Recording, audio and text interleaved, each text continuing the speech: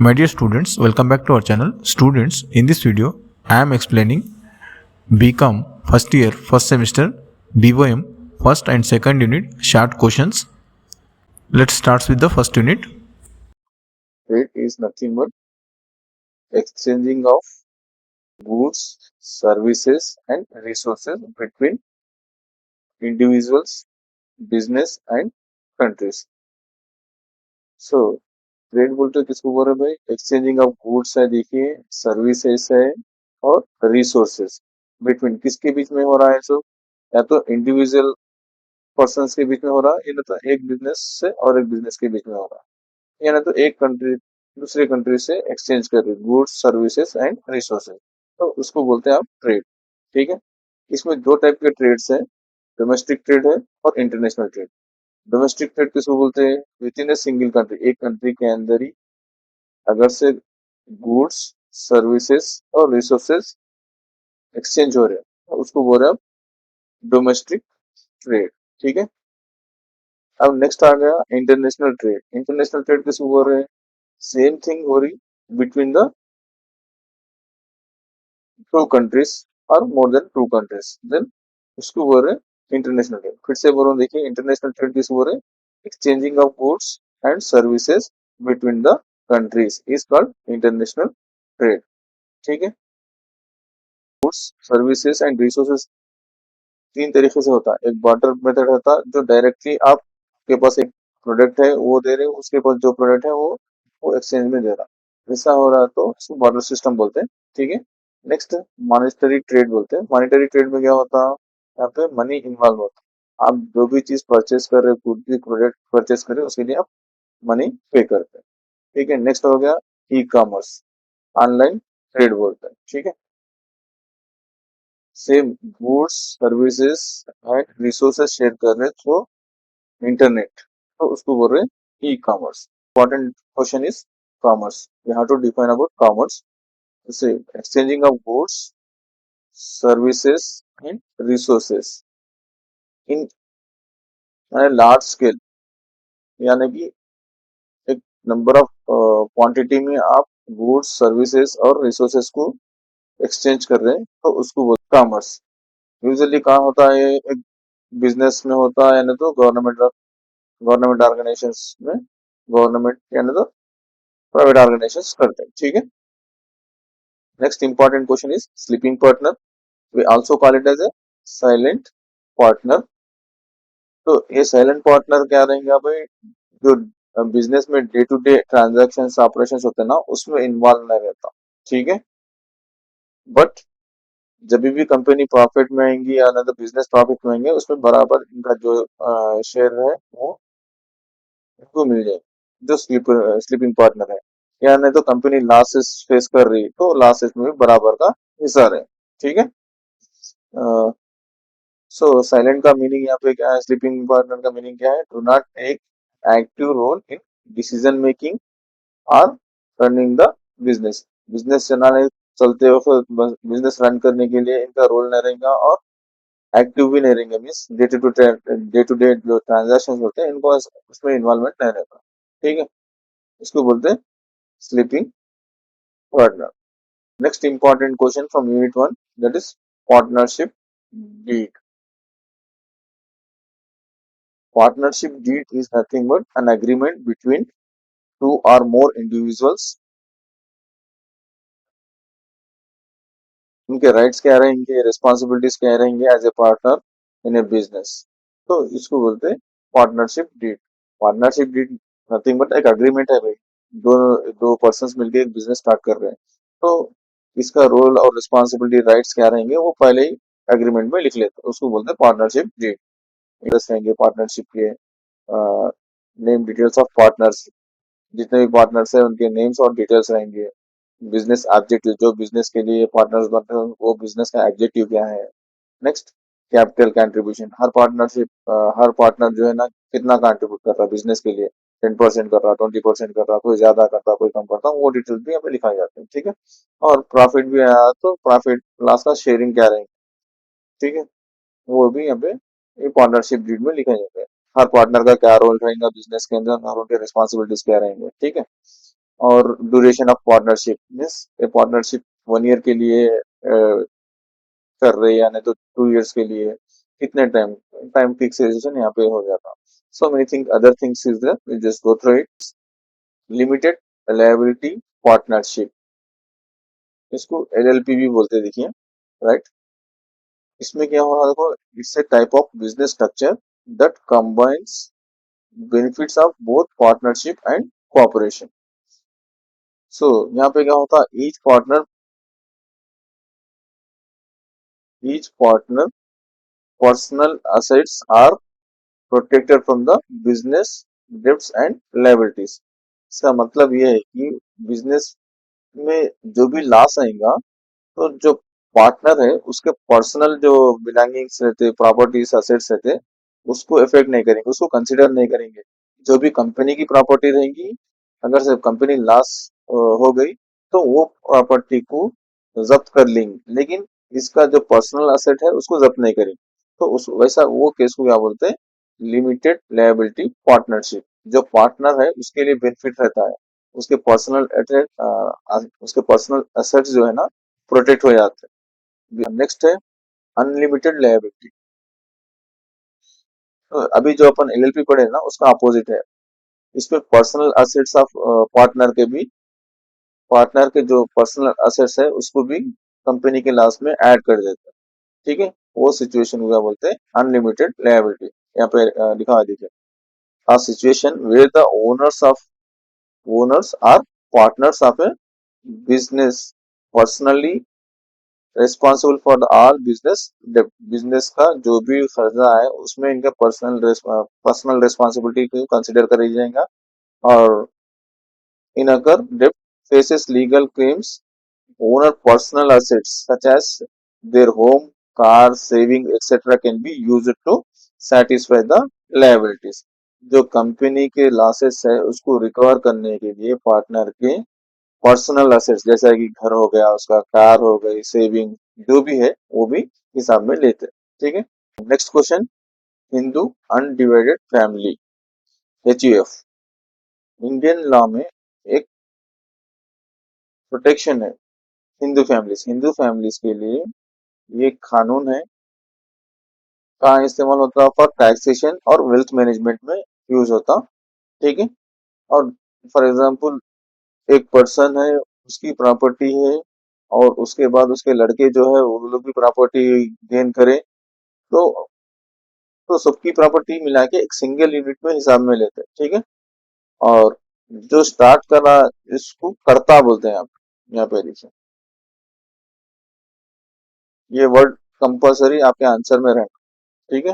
Head of the family जो owner है, उसके नीचे जो भी उसके फॉर एग्जांपल एक आदमी है वो स्टार्ट करा तो वो कर्ता हो जाता, उसके सन्स डॉटर्स जो भी है वो क्या होते हैं, डिसेंडर्स हो जाते, ठीक। अदर मेंबर्स, नेक्स्ट इसमें और एक पॉइंट, एक सक्सेशन कब होता है, ये सक्सेशन जो है ना, अगर से कर्ता की डेथ हो गई तो नेक्स्ट मेल मेंबर जो घर का बड़ा बेटा है समझो, उन जो है ना कर्ता बन, ठीक है। ये दो पॉइंट इंपॉर्टेंट है आंसर में। Other things is there, just एक बार रीड आउट कर लो, कुछ यूजफुल दिखा तो आपके आंसर में ऐड करो, ठीक। नेक्स्ट है second unit, short important questions explanation. First question, private limited company. यहाँ पे डेफिनेशन लिखा हुआ है देखिए, private limited company is a type of business organization. क्या है भाई, एक बिजनेस ऑर्गेनाइजेशन है। प्राइवेट कंपनी किसी और है, एक बिजनेस ऑर्गेनाइजेशन हो सकता है, that is privately held means private public उसको ओनर्स रहेंगे और प्राइवेट पब्लिक इसको मैनेज करेंगे। Has limited liability for share holders. Limited liability किसको बोलते हैं, देखिए लिमिटेड लायबिलिटी मीन्स यहाँ पे लिखा हुआ है देखिए, personal assets are protected. Company के जो ओनर्स है उनके असेट्स जो है ना प्रोटेक्ट होके रहते हैं, यानी कि कंपनी को कल के दिन लॉस हुआ तो कंपनी के एसेट्स को कंसिडर करा जाएगा, लेकिन ओनर्स जो है उनके असेट्स को कंसिडर नहीं करा जाएगा, ठीक है। और ये कंपनीज क्या है, स्मॉल इन साइज रहेंगे या नहीं तो मीडियम साइज के कंपनी बिजनेसेस रहेंगे, ठीक है, या नहीं तो स्टार्टअप्स रहेंगे। ठीक है, ये स्मॉल साइज या नहीं तो मीडियम साइज या नहीं तो स्टार्टअप्स को क्या कंसिडर बोल सकते हैं, आप क्या बोल सकते हैं, एक प्राइवेट कंपनी बोल सकते हैं। और इसके ओनर्स देखिए, नेक्स्ट ओनर्स या नहीं तो शेयर होल्डर्स देखिए। A private limited company has minimum of 2 shareholders, कम से कम जो है 2 शेयर होल्डर्स रहेंगे, मैक्सिमम 200 शेयर होल्डर्स रहेंगे। ठीक है, और एडिशनल इंफॉर्मेशन है यहाँ पे प्राइवेट कंपनी के बारे में, आप एक बार रीड आउट करिए, कुछ ऐड ऑन कर सकते हैं आपके आंसर में तो ऐड ऑन कर लीजिए। ठीक है, next question, next important question from second unit, that is public company. यहाँ पे डेफिनेशन लिखा है, एक बार रीड आउट कर रहा हूँ, देखो। Public company is a type of business organization whose shares are traded on public stock exchange। जो स्टॉक एक्सचेंज पे लिस्टेड रहती है वो कंपनीज को आप पब्लिक कंपनी बोल सकते हैं। स्टॉक एक्सचेंज पे लिस्ट आउट होने से क्या होता, इनको कैपिटल राइज होता, अब जनरल पब्लिक जो है ना इनके शेयर्स खरीदेंगी, उससे क्या होता, कंपनी को कैपिटल राइज होता। और जनरली क्या रहता है, ये कंपनी लार्ज इन साइज रहते हैं। ठीक है, नेक्स्ट एडवांटेजेस क्या है, access to capital, public companies can raise significant fund by issuing shares to the public which can be used for business expansion। Already बड़ी है कंपनी और उसका बिजनेस एक्सपेंशन करने के लिए इजी होता है, क्यों बोलते हैं, पब्लिक इनके शेयर्स जो है ना पब्लिक तक पहुंचेंगे, पब्लिक खरीदेंगी तो उससे अमाउंट आएगा, कैपिटल आएगा, और कैपिटल से ये लोग बिजनेस एक्सपेंशन करते हैं। और एक कंपनी के पास लिक्विडिटी ज्यादा रहती है, लिक्विडिटी मीन्स जो इन्वेस्टर्स है उनके पास शेयर्स रहते हैं ना, वो शेयर्स को वो लोग सेल कर देते हैं, सेल करने से उनको जब चाहे जब उनको कैश मिल जाता, कंपनी को एग्जिट कर सकते। ठीक है, third question, third important question from second unit, that is statutory company. Statutory company किसको बोलते हैं भाई, ये नॉर्मल कंपनी नहीं रहती, ये गवर्नमेंट स्पेसिफिक रहती है, गवर्नमेंट एक स्पेशल एक्ट के जरिए कंपनीज को बनाते हैं, एक्ट ऑफ पार्लियामेंट और लेजिस्लेशन के जरिए कंपनी फॉर्म होती। These companies are established. These companies are established to fulfill particular public or government related purpose। एक पर्पस के लिए कंपनीज को बनाते हैं, वो पर्पसेस पब्लिक के लिए रहते हैं या नहीं तो गवर्नमेंट रिलेटेड पर्पस रहता। ठीक है, एग्जाम्पल देखे तो कंपनीज के एग्जाम्पल देखे तो आपको इजीली आइडिया आ जाता। एक मिनट यहाँ नीचे दिखाऊंगा मैं, यहाँ पे देखिए एग्जाम्पल्स ऑफ स्टैट्यूटरी कंपनीज में क्या है, reserve bank of India, RBI बोलते हैं ना ये, और एलआईसी, ये BPCL, Bharat petrol corporation limited है ना, ये कंपनीज जो है ना स्टैट्यूटरी कंपनीज है। Next question, holding and subsidiary companies. Holding and subsidiary companies is nothing but, दो कंपनीज रहते हैं भाई, एक होल्डिंग कंपनी रहती है मीन्स जो ओनर रहती, ओनरशिप रहता समझो। ठीक है, नेक्स्ट जो है ना सब्सिडरी कंपनी रहती। ठीक है, यहाँ पे इसका देखिए, यहाँ पे देखिए एक कंपनी को क्या बोल रहे हैं, होल्डिंग कंपनी की जरूरत थी, एक होल्डिंग कंपनी हो गई, एक subsidiary company. Holding company owns the majority control stake in the subsidiary company. Subsidiary company जो भी है उसके अंदर मेजर शेयर्स और कंट्रोलिंग पावर किसके पास रहता है, होल्डिंग कंपनी रहता। ठीक है, फिर से बोल रहा हूँ, दो कंपनीज है, एक होल्डिंग कंपनी बोलते हैं, एक सब्सिडरी कंपनी बोलते हैं। सब्सिडरी कंपनी का ओनरशिप किसके पास रहता है, होल्डिंग कंपनी के पास है। ठीक है, यहाँ पे और एक ये लाइन देखिए, मेजॉरिटी शेयर्स यूजुअली मोर देन 50% शेयर्स रहा है तो कंट्रोलिंग पावर मिलती है। जो भी एक कंपनी है वो कंपनी दूसरे कंपनी के 50% से ज्यादा शेयर्स होल्ड कर रही, तो वो कंपनी को आप होल्डिंग कंपनी बोल सकते हैं। ठीक है, जिसके शेयर्स होल्ड कर रही वो कंपनी क्या हो जाती, वो सब्सिडरी कंपनी हो जाती। ठीक है, next, difference between holding and subsidiary, holds more than 50% of the shares of the subsidiary company, एक पॉइंट हो गया। Does not engage in day to day operations, जो ये कंपनी की ट्रांजैक्शंस होते रहते ना उसमें ये कंपनी इन्वॉल्व नहीं रहती डे टू डे ट्रांजैक्शंस यानी तो ऑपरेशंस में। नेक्स्ट क्या है यहाँ पे, does not usually bear liabilities of the subsidiary.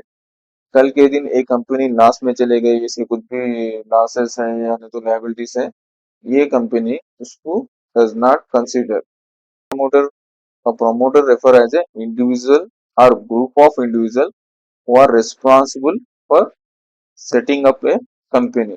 Promoter वो इंसान है, वो पर्सन है जो कंपनी स्टार्ट करता, वो इट में भी सिंगल पर्सन हो सकता या ग्रुप ऑफ पर्सन हो सकते हैं। ठीक है, next, promoters play a key role in the formation and establishment of a company। promoters की पर्सन है भाई, जो कंपनी को फॉर्म करने के लिए, एस्टेब्लिश करने के लिए हेल्प करता हूँ। ठीक है, नेक्स्ट क्वेश्चन क्या है, मेमोरेंडम ऑफ एसोसिएशन, एमओए बोलते हैं, is a one of the key document required for formation of company. Single sentence में आंसर आप लिख सकते हैं। ये क्या है, legal document that must will be filled while starting registering a company. ठीक है, कंपनी स्टार्ट करते वक्त एक लीगल डॉक्यूमेंट है, वो डॉक्यूमेंट को फिल करना जरूरी है। और इसके अंदर इंफॉर्मेशन क्या रहता, कंपनी आउटसाइड वर्ल्ड के साथ क्या रिलेशनशिप में रहेंगी, उसके रूल्स एंड रेगुलेशंस इसमें लिखे जाएंगे। इसको बोल रहे MOA, memorandum of association. Clear, next question, article of association, AOA, this one also legal document governing the internal management and operations of the company। It defines rights, duties, and responsibilities of the company, directors, shareholders, and other stakeholders। So यहाँ पे एक लिखा है, इसमें rules and responsibilities लिखे जाएंगे, किस किस के रूल्स एंड कंपनी की क्या क्या रिस्पॉन्सिबिलिटीज रहेंगी, डायरेक्टर का क्या रिस्पॉन्सिबिलिटी, शेयर होल्डर्स का, अदर स्टेक होल्डर्स का क्या रहेगा। ठीक है, ये पूरा इसमें लिखेंगे। एमओए जो है ना, एक्सटर्नल ऑब्जेक्ट्स को डील करता एंड पावर्स को डील करता। एओए जो है ना, deals with the internal working of the company. So that is the difference, MOA and AOA.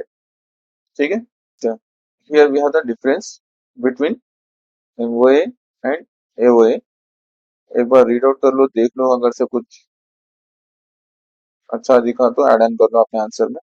Practice,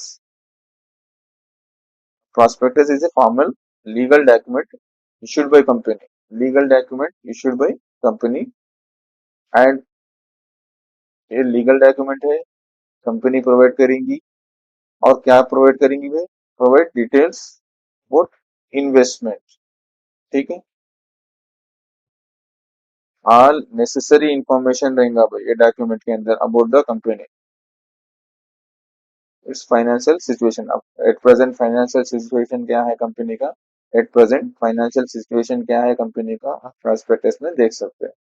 ये prospectus is a mandatory requirement under security loss, ये mandatory document है company के लिए। ठीक है, रेड हियरिंग प्रॉस्पेक्टस, ये preliminary document है issued by company. ये डॉक्यूमेंट भी जो है ना कंपनी इशू करेंगी टू ऑफर आईपीओ। आईपीओ लाने से पहले कंपनी ये डॉक्यूमेंट रिलीज करेंगी। इसके अंदर क्या रहेगा, की information about company. Red herring refers as a red ink disclaimer on the front page of the document subject to change। तो आईपीओ लाने से पहले एक कंपनी जो डॉक्यूमेंट रिलीज करेंगे उसको बोलते हैं RHP, that is red herring prospectus.